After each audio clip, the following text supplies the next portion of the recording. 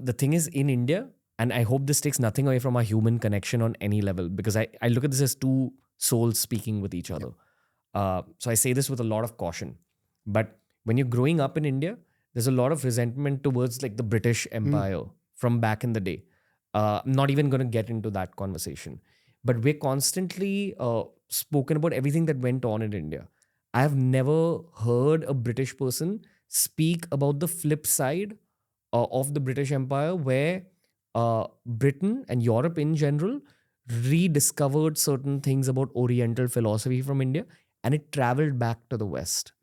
I found that so fascinating.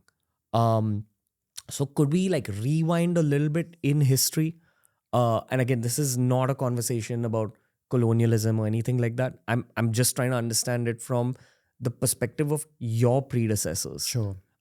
Because most of Britain, I think all of Britain, was Christian at that point. And that's the impression that Indians have about Britain for the last 250 to 300 years. All of Europe, not just Britain. You're saying that, no, there was also this community of occultists. Yeah. Is there a difference like between Christianity and, I don't know what you'd call this other faith? Occultism in the modern world is often seen as being anti-Christian, as being opposed to the religious systems that we have, particularly because Christianity has, despite its benefits, there have also been like a lot of problems with the faith and the way that it's impacted on people's freedom to live their lives, and the way also that it's constructed spiritual reality into a black and white approach, where there is good and there is evil. And that kind of hard duality is something that magical practitioners are not necessarily very fond of.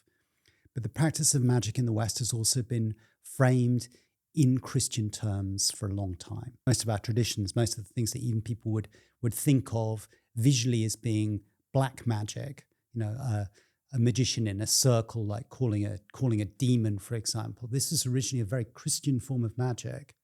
So we've come through a lot of problems with Christianity, and we've been influenced extremely strongly by the empire that England once had, because of those people who've come to India and of the English people who travelled to other places and brought back their knowledge with them.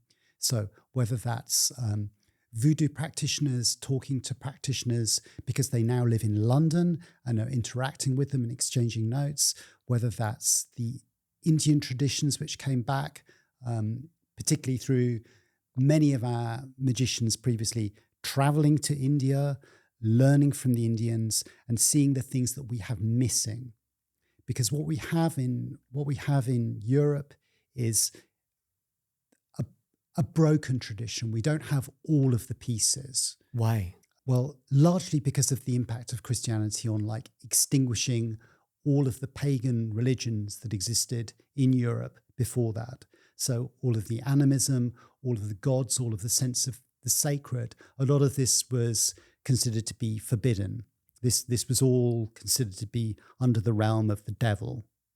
So it made it very difficult for us to do things like look at the body, because Christianity is very often opposed to the body and opposed to the truths of the body and opposed to sexuality.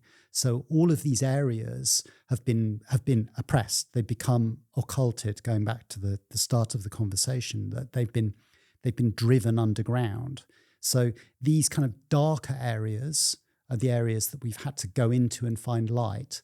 And when we find that there's no body tradition, we've looked globally and we've taken from Indian traditions, we've learned from these places, we've learned from Taoism, we've learned from a whole host of cultures in order to find the pieces that are missing in our culture.